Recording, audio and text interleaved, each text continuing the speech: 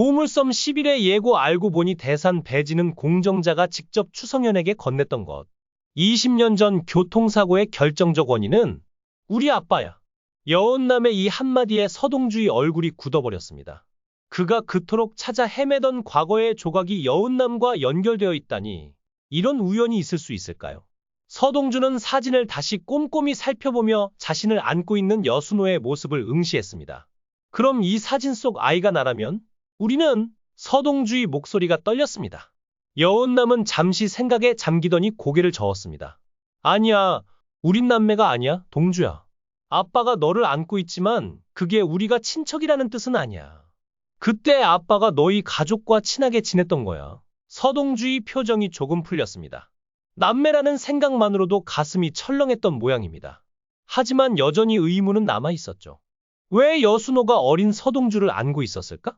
그리고 왜 서동주는 이 기억을 전혀 떠올리지 못하는 걸까요? 우리가 만난 건 우연이 아닐지도 몰라. 여운남이 서동주의 손을 꼭 잡았습니다. 내 아빠와 내가 연결되어 있었고 우리도 모르게 인연으로 이어져 온 거야. 이 장면을 보고 있자니 정말 운명이라는 게 존재하나 싶습니다. 서로 모르고 시작한 연애가 알고 보니 어린 시절부터 이어져 온 인연이라니요. 다음 날 아침, 서동주는 대산가의 집사인 공정자를 찾아갔습니다. 사람들이 없는 정원 한쪽에서 서동주는 자신의 어린 시절 사진을 공정자에게 보여주며 말했습니다. 성현이라는 게 저라는 사실을 끝까지 비밀로 해주세요. 공정자님. 공정자의 손이 떨렸습니다. 그녀의 눈에는 눈물이 고이고 있었죠. 알고 계셨죠? 제가 성현이라는 걸. 서동주가 다시 물었습니다.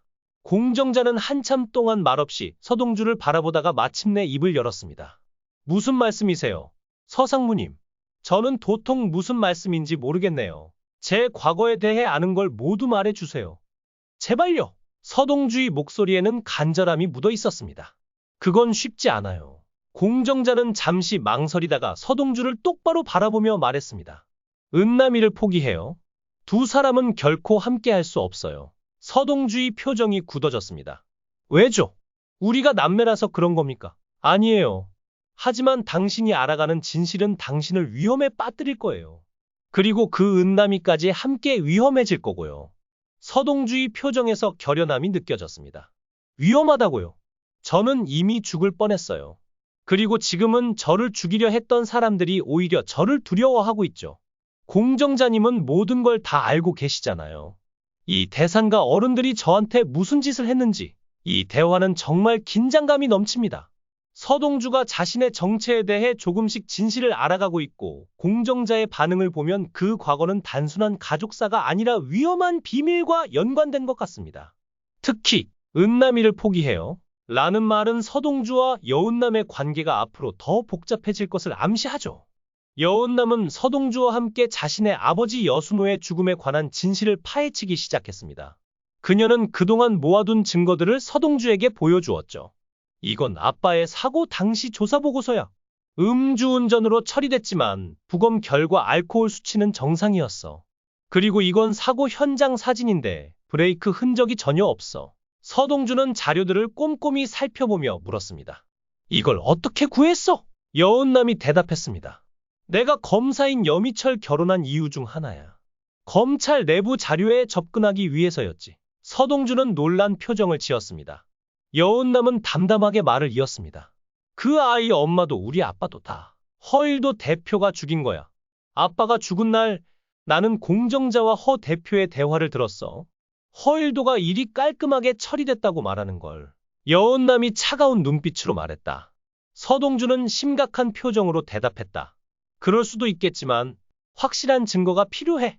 그리고 내 말대로라면 왜 허일도가 아빠와 내 엄마를 죽였는지 알아내야 해. 이제 충분히 기다렸어. 더 이상은 안 돼. 내 결혼도, 이 모든 거짓된 삶도. 여운남의 목소리에는 결연함이 묻어 있었다. 이 장면은 정말 긴장감이 넘칩니다. 여운남이 처음부터 복수를 위해 여미철 결혼했다는 사실은 놀라움의 연속이에요. 그리고 여순호와 서동주의 어머니 죽음 뒤에 허일도가 있다는 의혹까지 정말 복잡한 음모가 얽혀 있는 것 같습니다. 허일도가 두 사람을 죽여야 했던 이유는 무엇이었을까요? 그리고 이것이 서동주의 정체와 도대체 어떤 관련이 있는 걸까요? 대산그룹 회장실에서는 차광철이 지선우, 서동주 그리고 지영수를 불러 모았습니다. 차광철은 자신의 혼외자인 지선우를 공식적으로 인정하고 대산그룹의 일원으로 맞이하려는 듯했습니다. 선우야, 서상무 옆에서 도와줄 테니까 회사 일을 조금씩 배워봐. 차광철의 말에 지선우는 어리둥절한 표정을 지었습니다. 할아버지, 저는 제빵사가 되고 싶은데요. 지선우가 머뭇거리며 말하자 지영수가 아들의 어깨를 가볍게 두드렸습니다. 회장님, 선우는 아직 어려요. 천천히 적응할 시간을 주세요. 차광철은 고개를 끄덕였습니다. 그래, 서두를 건 없지. 하지만 언젠가는 대산의 주인이 될 사람이니 미리 경험을 쌓아주는 게 좋을 거야. 서동주는 조용히 상황을 지켜보고 있었습니다. 그의 머릿속에는 여러 생각이 교차하고 있었죠. 지선우를 차선으로 만들려는 회장님의 지시, 그리고 내 정체에 관한 의문, 이 모든 게 어떻게 연결되어 있을까? 이 장면은 정말 흥미롭습니다. 차광철이 지선우를 대산그룹의 후계자로 키우려는 의지가 확고한 반면 지선우 본인은 아직 그런 큰 그림을 그리지는 못하고 있죠. 서동주는 차광철의 지시를 따르는 동시에 자신의 과거와 연관된 진실을 찾는 이중적인 상황에 놓여 있습니다. 그때 염장선의 집에는 허일도가 찾아왔습니다. 염장선은 허일도를 반갑게 맞이하며 웃었습니다. 아, 후배님. 내가 후배님한테 선물 같은 분을 소개하려고 해요. 허일도는 의아한 표정을 지었습니다. 선물이요? 염장선은 미소를 지으며 대답했습니다. 네, 대산에너지의 홍보장 아시죠? 그 친구, 사실 우리 사람이에요. 후배님 밑에서 일하지만 나한테 충성하는 사람이죠. 허일도의 표정이 굳었습니다. 그게 무슨 의미입니까? 홍보장을 통해 서동주의 모든 움직임을 감시할 수 있어요. 염장선은 잠시 말을 멈추고 허일도를 바라봤습니다. 필요하다면 서동주를 영원히 제거할 수도 있고요. 허일도는 잠시 생각에 잠겼습니다. 그는 이미 2번이나 서동주를 죽이려다 실패했죠. 그런데 3번째 시도마저 실패한다면 선생님, 서동주를 제거하는 것보다 더 중요한 건 지금 나라사랑 기금 2조 원을 확보하는 겁니다. 서동주가 가지고 있는 그 계좌 비밀번호를 반드시 알아내야 해요. 염장선은 천천히 고개를 끄덕였습니다. 그래요, 돈도 중요하지. 하지만 서동주라는 존재 자체가 점점 위험해지고 있어요. 서동주가 자신의 과거에 대해 알아가면 알아갈수록 우리 모두가 위험해집니다. 한편 서동주는 공정자와 심각한 대화를 나누고 있었습니다. 그의 표정은 결의로 가득했죠. 서동주의 목소리가 점점 커졌습니다. 죽은 줄 알았던 성현이가 살아서 나타났다고 서동주인 제가 여전히 죽기를 바라시는 겁니까? 공정자는 서동주를 진정시키려 했지만 그의 분노는 쉽게 가라앉지 않았습니다.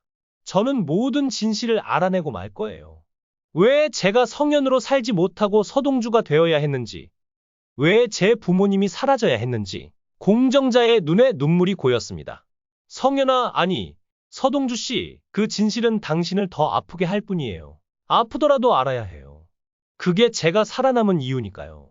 같은 시각, 염장선은 서재에서 와인을 마시며 생각에 잠겨 있었습니다.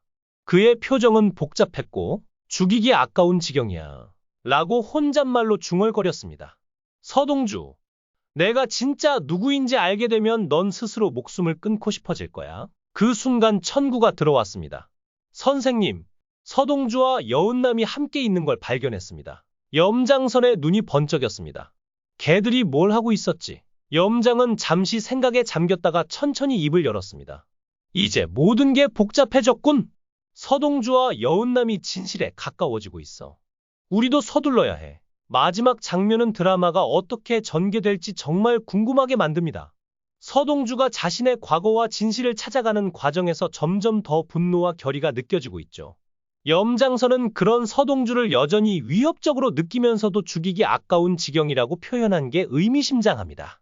또한 서동주와 여운남이 여순호의 죽음을 파헤치며 허일도를 범인으로 지목하고 있다.